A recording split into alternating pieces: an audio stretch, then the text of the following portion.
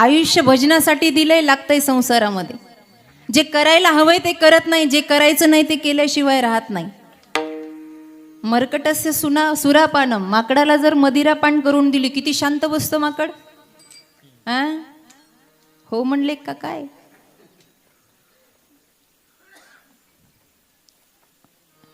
माकडाला दारू पाजली शांत बसतं. माणसाचं जीवनही काही काही वेळेला असंच आहे.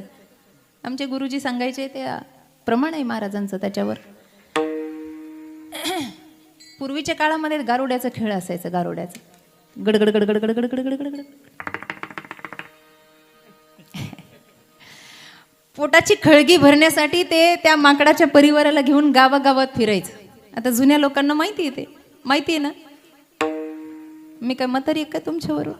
होतं म्हणा ना, काय सुळावर देणार आहे कोणी. पाहिलाय कधी त्या गारुड्याचा खेळ. पाहिलाय पाहिलाय पाहिलाय. तुम्ही हो म्हणत नाही तोपर्यंत मी असंच म्हणत राहणार.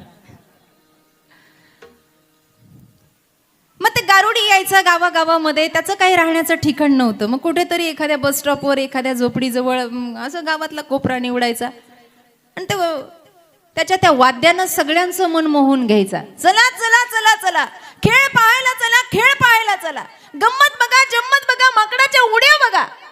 जमतंय मला बी थोडं थोडं.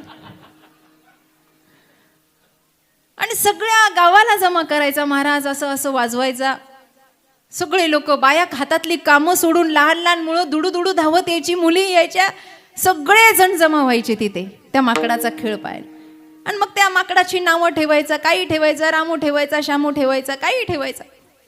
बघा बघा बघा बघा, आता आमचा रामू लहानपणापासून माझ्याकडे आहे, पण आता तो लग्नाला आला हो तुमच्या गावात, त्याचा लग्नाचा मेळावा करावा म्हणून तुमच्या गावात हा खेळ रचला. आणि मग रामू असा उड्या मारतो. त्या रामूला शिकवलेलं असतं, हे जसं वाजवतं तसंच ते उड्या मारतं. कळतंय का. आपलं चित्र डोळ्यासमोर आहे ना, तुम्ही काय माकडाला हसताय. आपलं चित्र डोळ्यासमोर आणा ना बाबा. जसं वाजलं तसं जर ते फिरतंय तर आपण काय कमी फिरतोय काय. आपण काय कमी उड्या मारतोय काय. नाही ना हो, एका जागेवर आपणही बसत नाही. एवढ्या उड्या मारल्या, उलट्या सुलट्या उड्या मारतो. तेही लोकांनी टाळ्या वाजवल्या की तेही महाराज तेवढाच आनंद छंदामध्ये नाचतो नाचतो नाचतो नाचतं एवढं. मग त्याच्या मालकाने पुन्हा ते गडगड गडगड गड ते डमरू वाजवायचं आणि म्हणायचं, अहो आता रामू दमला हो, रामू दमला. आता रामूच्या पोटाची खळगी भरायला पैसे पाहिजे तो, पण आमच्याकडे खायला पैसे नाही. चला काढा 5-5 रुपये काढा. 5-5 रुपये जमा करायचे, लोकांनी द्यायचे. बघा बघा बघा बघा, आता रामू जेवला, आता रामूला नवरी पाहूयात. मग ती नवरी ती माकडीन लगेच यायची, अशी अशी नटून ठुमकत ठुमकत ठुमकत, तिला शिकवलेलं. मग बघा रामूची नवरी आली, रामूची. बघा बघा बघा, आता लग्नाला पैसा पाहिजे, लग्नाला पैसा पाहिजे. दोघांना एकत्र. बघा बघा, आता एवढा लवाजमा आहे, एवढा त्यांचा रुखवत आहे, एवढं घरातलं, अहो संसारासाठी काय लागत नाही, चला काढा 10-10 रुपये.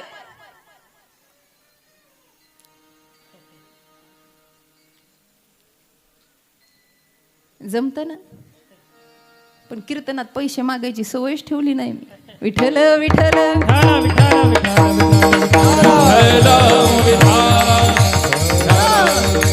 असो, तिकडे जायचं नाही आपल्याला. काय करायचंय ऐका.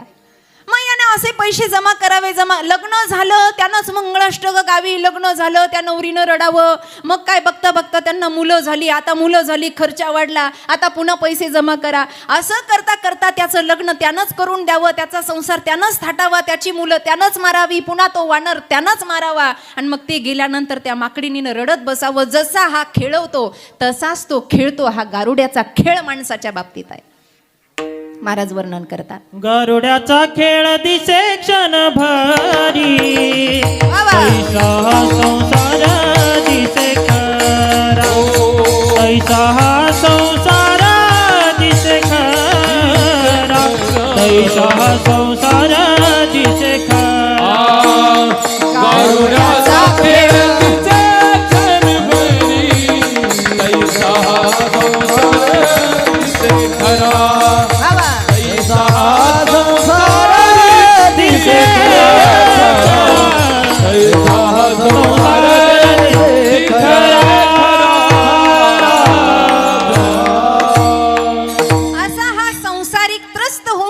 या जगतामध्ये त्रस्त होऊन जातो आणि पुन्हा मग सुखाच्या आशेनं मंदिरात जा, मठामध्ये जा, साधूंच्या शरणागतीमध्ये जा. दुःखम उद्विजन्ते जंतु सुखम सर्वाय रुच्यते. आम्हाला सुख आवडतं.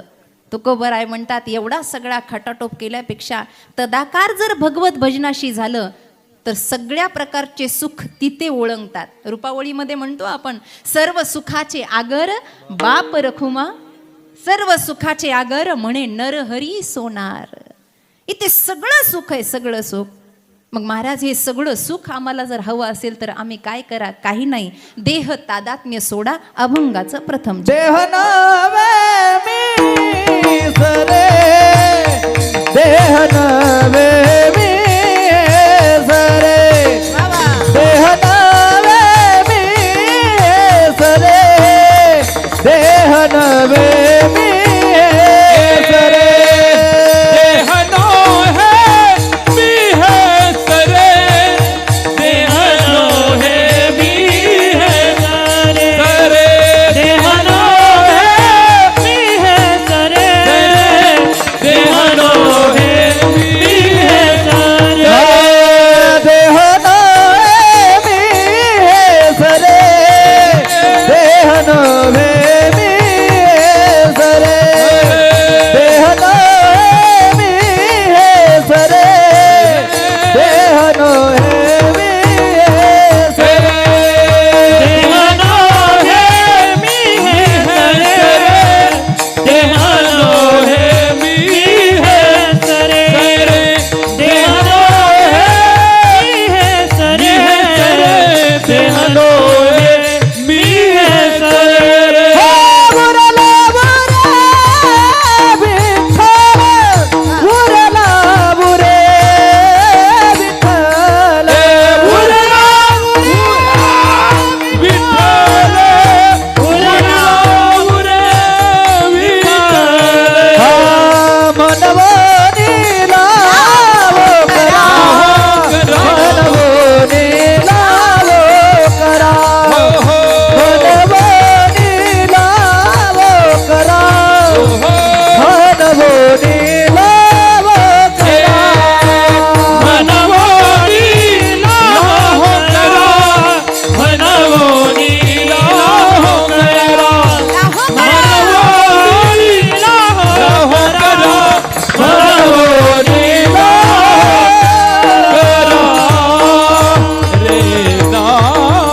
हा देह माझा नाही आहे, हा पंचतत्वात विलीन होणार आहे, हा दुसऱ्याचा आहे. काहीतरी कर्तव्य भूमिका करण्यासाठी मला हा देह दिलाय. तीर्थयात्रेला गेलो न काही दिवस राहावं म्हणून धर्मशाळेत राहिलो. कशासाठी राहिलो? काही दिवसाचं कार्य आहे. तीर्थयात्रा संपली की धर्मशाळा ज्याची त्याची सोडून आम्हाला जायचं. पण आम्ही एवढे हुशारांना धर्मशाळा आपल्या बापाच्याच नावाची करून घेतली. कारण का ते आमचं आहे, ते आमचं आहे. अरे ते आपलं नाही आहे, ते पंचतत्वाचं आहे, ती विलीन होणार आहे. रामायणाचा सुंदर दृष्टांत आहे.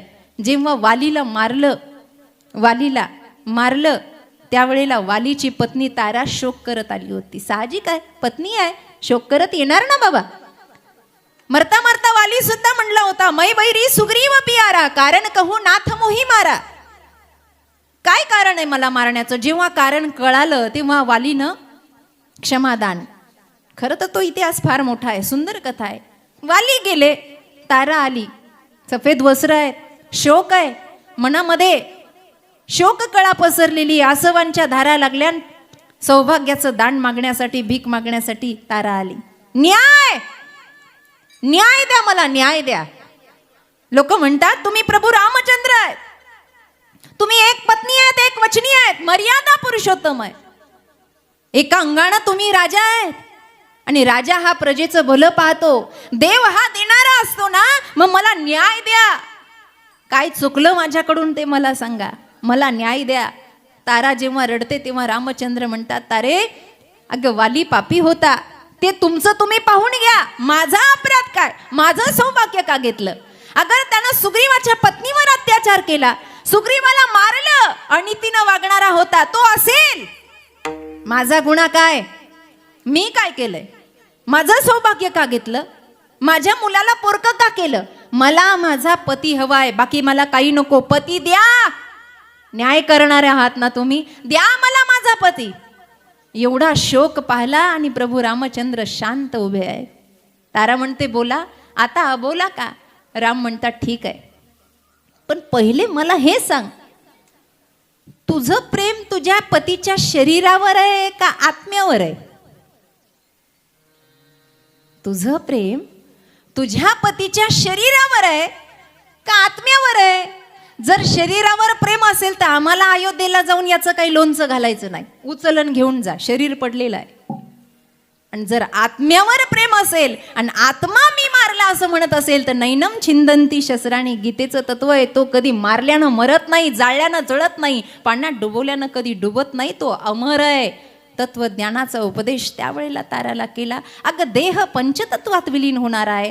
आत्मा आणि देहाचा संबंध लोकांनी लावला, जगाने लावला, हे काहीतरी कार्य करण्यासाठी एकत्र आले आहेत.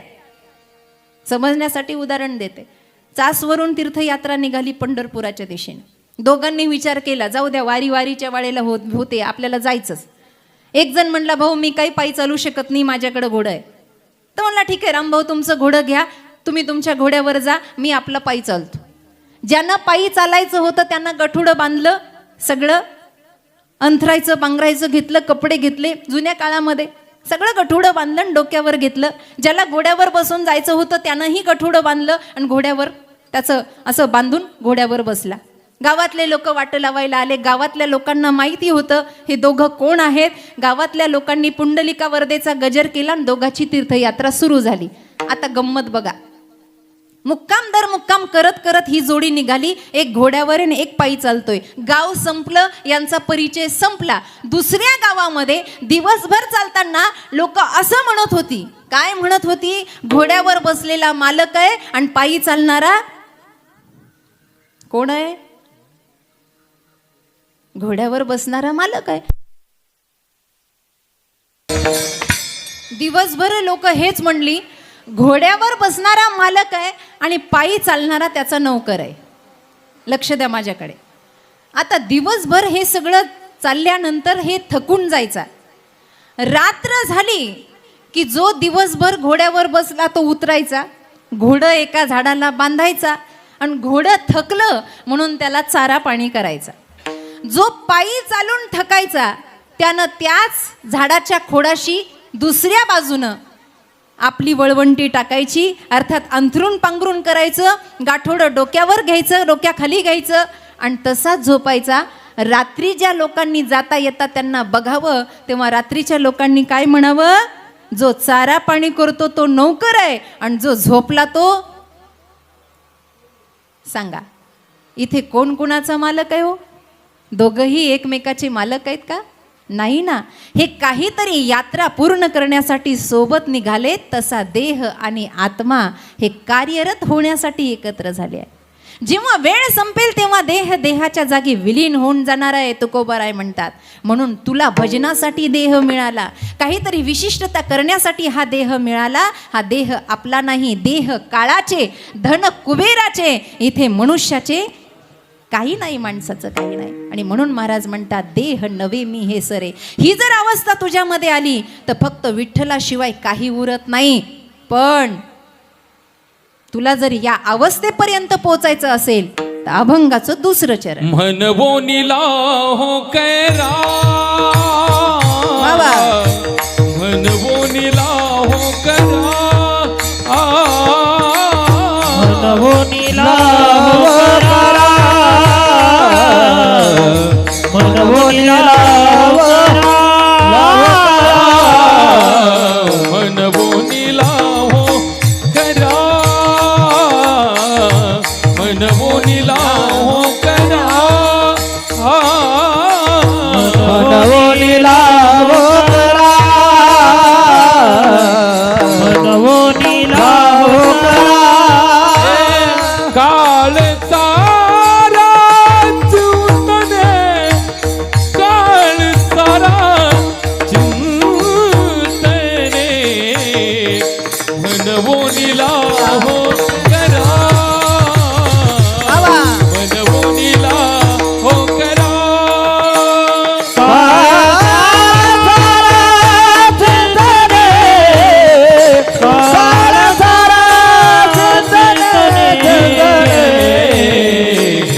मनवोनी लावो करा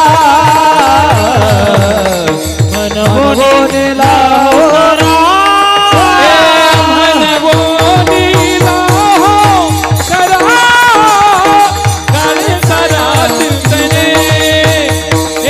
काळ सारा चिंतने मनवोनी लावो करा काळ सारा चिंतने हो हो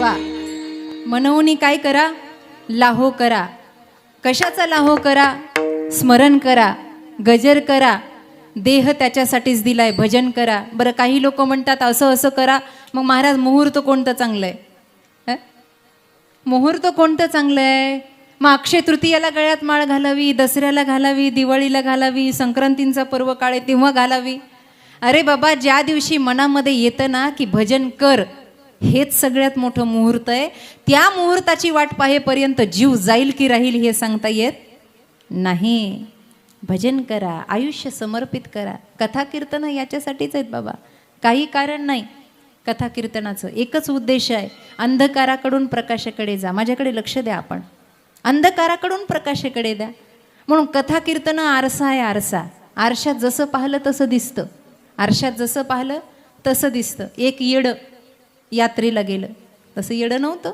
यात्रेला जाणार थोडं येडं आणि थोडं शाणं असतं गेलं यात्रेला गेलं गेलं गेलं गेलं आरसा हे नाव त्याला माहीतच नव्हतं याला आरसा म्हणतात म्हणून माहीतच नाही कधी आरसा त्यानं पाहिलेलाच नाही आणि ते गेलं गेल्यानंतर दुकान मोठं होतं आरशावाल्याच्या समोर उभं राहिला आणि म्हणला ओ भाऊसाहेब हे काय आहे चमकतं हे काय आहे ते म्हणले उचलून पहा ना काय आहे तर त्यानं उचलून असं पाहिलं आणि पाहिल्याबरोबर त्याला धक्का लागला आणि पाहतच राहिलं दुकानदार म्हणलं हे पहिलं माणूस आहे एवढं पाहत आहे आरशात सगळेच पाहतात आरशात येडे ते हुशार आहेत पण हे पाहतच राहिलं यानं आपला असा असा हात हलवला ते त्याच्यातलंही असं असं हात हलवत होतं याला एवढा आनंद झाला ना हा पटकन खाली बसला आणि त्याला म्हणला काय चाललंय ते तिकडून असं काय आवाज याचाच होता पण प्रतिकृती होती ना ते म्हणायचं काय चाललंय हे इकडून म्हणायचं हो ते तिकडून म्हणायचं हो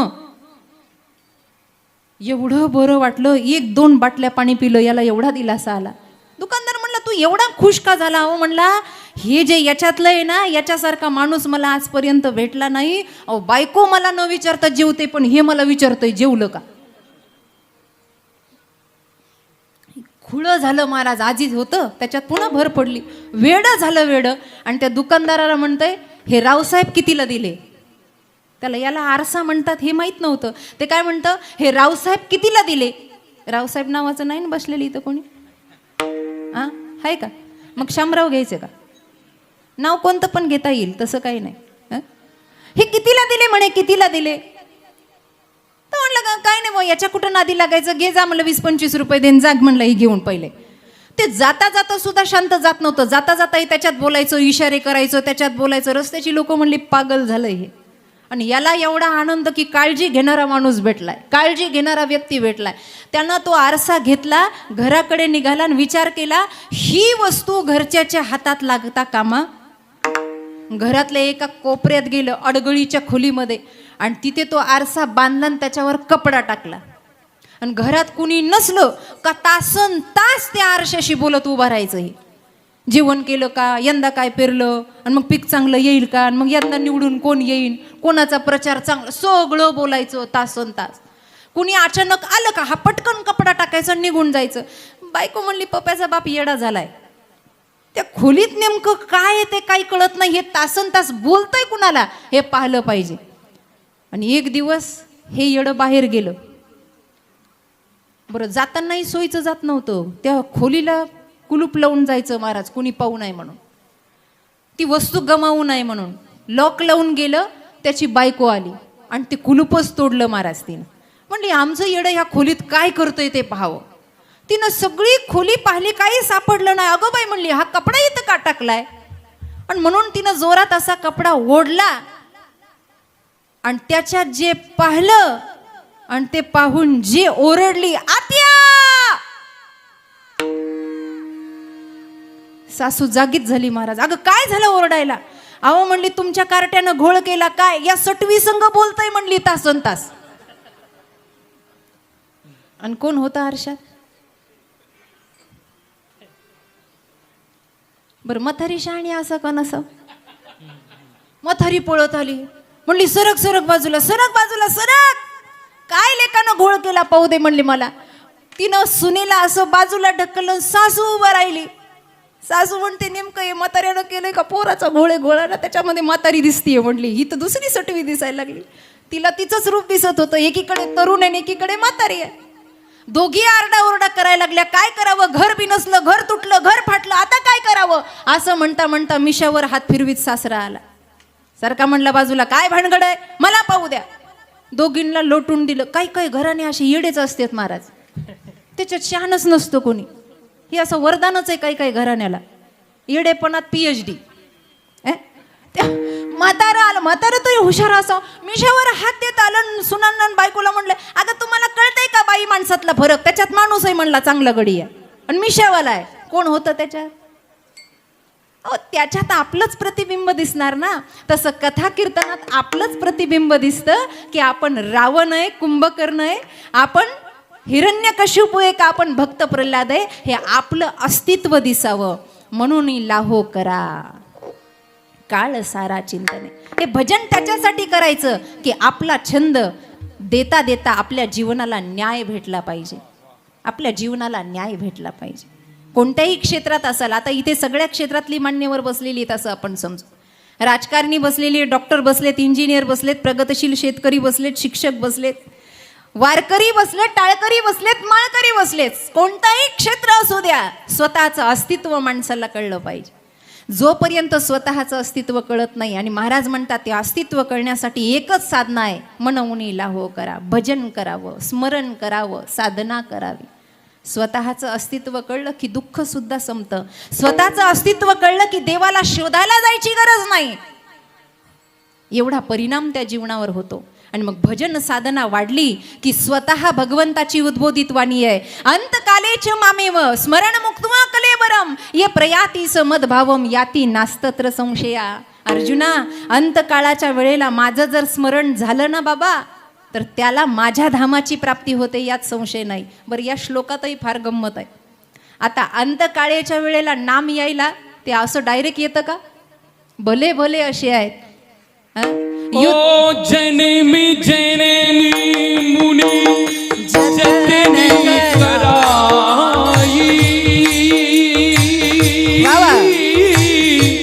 अंतिराम कहीं आवती नाही. राम सिया राम सिया राम जय जय सिया राम जय जय राम.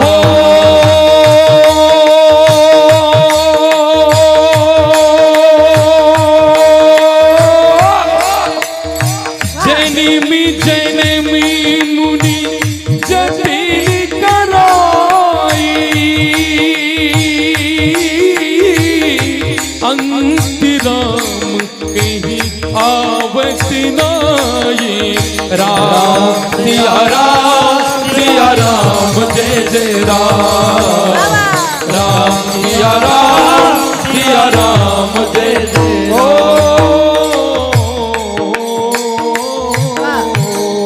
गोस्वामी तुलसीदासजी वर्णन करतात, जन्म जन्म मुनी जतन कराई अंत समय राम आवत नाही.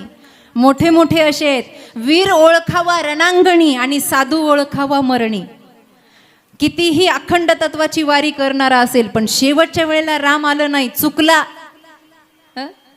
मला कळत नाही, कधी कधी दहाव्याला लोक म्हणतात याचसाठी केला अट्टाहास शेवटचा दिस गोड व्हावा. लय मोठे लोक होते म्हणले, खूप गर्दी होती मैतीला, मग काय ते वैकुंठाला गेलं काय? नाही ना बाबा. ते जर राम स्मरण करता करता गेलं तर माझ्या धामाची प्राप्ती होते, याती नास्तत्र संशया. बरं मला सांगा, आता ओघात आलो म्हणून आता हे बऱ्याच बाया बसलेल्या आहेत, यांची मुलं इंग्लिश मिडियमला आहे. तुमच्या रोजच्या व्यवहारातलं उदाहरण सांगते. इंग्लिश मिडियमला मुलं आहे, वर्षातून एकदा गॅदरिंग असते, असते की नसते? गॅदरिंग असते. आबा त्या गॅदरिंगसाठी यांना खटाटोप करावं लागतो. या गावात जा, त्या गावात जा, हे ड्रेसिंग आणा, ते ड्रेसिंग, हा पोशाख आणा, तो पोशाख. ते टीचर, क्लास टीचर मॅडम सांगत असतात आणि तशाच या ड्रेसिंग करतात ना, माहिती आहे ना. हां, बरं, नुसती ड्रेसिंग नाही, त्याचा नाच बसवायचा असतो. कुणाचा? नातू म्हणा, मुलगा म्हणा, मुलगी म्हणा. ते आपल्या शेंबड्याला नाक नीट पुसता येत नाही, पण त्याचा नाच पाहायचा असतो. आजोबा आजीला लई कौतुक, अँड्रॉइड मोबाईल घेऊन जातील. हो, आमचा नातू नाचला हो महाराज, आम्हाला दाखवतात चहा पाण्याला गेल्यावर. आमचा नातू नाचला, आनंद असतो, आनंद. बरं मला सांगा, किती तास ते बाळ त्या स्टेजवर नाचणार आहे? 5 ते 10 मिनिटं. त्या 5 ते 10 मिनिटं नाचासाठी 8 दिवस त्याचे आईबाप परेशान होतात. 8 दिवस, नवे महिना जातो. ही ड्रेसिंग आणा, हे पोशाख आणा. मग ते पोशाख उपलब्ध करणं कदाचित सोपं होईल, पण त्याला नाचता येणं हे फार अवघड आहे. त्याला आई सांगत असते, कमरेवर हात ठेवते, डोक्यावर हात ठेवतं. डोक्यावर सांगितलं की ते पाय वाकडा करतं. तोंड नीट कर म्हणलं की जीभ बाहेर काढतं. ते आपलंच असतं ना कॅलेंडर. आणि पुन्हा आईबाप म्हणतात, कुणावर गेलंय काय कुणास ठाऊक. मला या शब्दाचं एक नवल वाटते. ते तुमचंच आहे ना. हे सगळे त्यानं विनम्रतेनं त्या स्टेजवर जाण्यासाठी तुमच्या समोर उपस्थित व्हावं आणि थोड्या दिवसात तुम्हाला अभिनय करून दाखवा. पंचायत येते तेव्हा, ज्या दिवशी गॅदरिंगचा दिवस असतो त्या दिवशी नवरा घरूनच बायकोला सांगून जातो, त्याला सांग नीट नाच, नाही तर नाव जाईल माझं. सगळे म्हणतील हे कुणाचं आहे, हे कुणाचं आहे, हे कुणाचं आहे. आणि बायको मग त्याला, आई गोड गोड बोलते, बाळा मी तुला कॅडबर देईला, तुला चॉकलेट देईला, चांगलं कर बरं का, चांगलं करा बघा, मग आपण फिरायला जाऊ. एवढं आमिष दाखवते, एवढं आमिष दाखवते. आणि ते रंगीबेरंगी कपडे घालून ते त्या स्टेजवर जातं, गाणं सुरू होतं आणि सगळे मुलं अभिनय करतात. हे नाकात बोटं घालतं, करताच येत नाही त्याला. ऐन वेळेला चुकतं, ऐन वेळेला चुकतं. जसं त्या गॅदरिंगचं आहे ना, तसंच आपलं आहे. आयुष्याची गॅदरिंगच आहे. वेगवेगळे पोशाख घालायचे आहेत, वेगवेगळे अभिनय करायचे आहेत. पण ऐन मृत्यूच्या स्टेजवर गेलं की राम न घेता मनुष्य चुकतो आणि नरकाची प्राप्ती त्याला होते. मग काय करावं? दिन रजनी हाची धंदा, गोविंदाचे पवाडे. अंत वेळेला लाहो करायचा असेल ना, तर त्याला प्रयास असावा, त्याला प्रॅक्टिस असावी. एक म्हातारं मरायला लागलं म्हणे, जुने कीर्तनकार सांगायला लागले. म्हातारं मरायला लागलं, 3-4 मुलं होते. काय करावं, जीवच जाईना. काहीतरी बोलण्याचा प्रयत्न बाबा करत होते. पोरं म्हणली काय करावं बुवा. ब्राह्मणाकडे पळत गेली. म्हणले, देव बाप्पा, ब्राह्मण काका काहीतरी सांगावं, यांचा जीव जात नाही, धडी उठूनही बसत नाही. ब्राह्मणाने पहिलं विचारलं, दान वाटलं का? दान? अहो म्हणले, यानं सप्त्यात कधी वर्गणी देऊ दिली नाही, हे काय दान वाटेल. म्हणले, मग राम म्हणलं का? राम नाही म्हणले, राम तर तोंडालाच येत नाही. ब्राह्मणानं सुंदर युक्ती सांगितली. म्हणले, धान्याच्या गोण्या भरलेल्या आहे का घरात? धान्याच्या गोण्या? हो भरलेल्या आहे. पोरांना सांगितलं, जा म्हणे म्हाताऱ्याच्या समोर 2-3 गोण्या अशा फाडा. पोरं म्हणले, धान्याच्या गोण्या फाडण्याचा आणि म्हाताऱ्याचा आणि मरणाचा काय संबंध आहे? ते म्हणले, तुमच्या लक्षात आलं नाही, जेव्हा धान्याच्या गोण्या अशा फाडल्या की म्हातारं तडफडून म्हणाल, शिवा.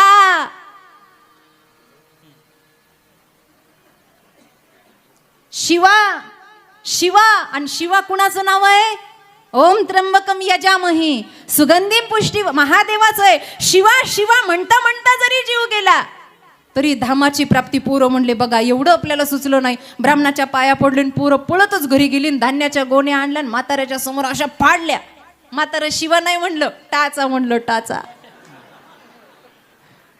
अरे ते तोंडाला यायलाही पुण्य लागतं बाबा. अनंत जन्मीचे सुकृत पदरी त्याचे मुखी हरी बैठा होय, त्याचे मुखी हरी बैठा होय. अनंत जन्मीचे सुकृत पदरी त्याचे मुखी हरी बैठा होय, त्याचे मुखी हरी बैठा होय.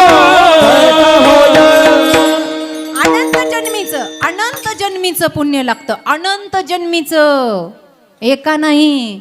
आणि लोक म्हणले, एका कीर्तनात आमचा उद्धार होईल का? एकदा सप्त्यात पारायण केल्यानं आमचा उद्धार होईल का? एकदा केल्यानं होत नाही. एकदा केल्यानं होतं का? 2 मैत्रिणी होत्या, 2 मैत्रिणी, जीवस्य कंठस्य मैत्रिणी. एवढी मैत्री, दोघीचं एका मंडपात लग्न झालं. आणि लग्न झाल्यानंतर एक श्रीमंताच्या घरी आणि एक गरीबाच्या घरी गेली. जीवस्य कंठस्य प्रेम. एकदाच भेटल्या, पुन्हा भेटल्याच नाही. प्रेम. ती जी श्रीमंत घरी घेतली ना, तिचा व्यवसाय धंदा वाढला. एका बिल्डिंगच्या 4-4 बिल्डिंग झाल्या.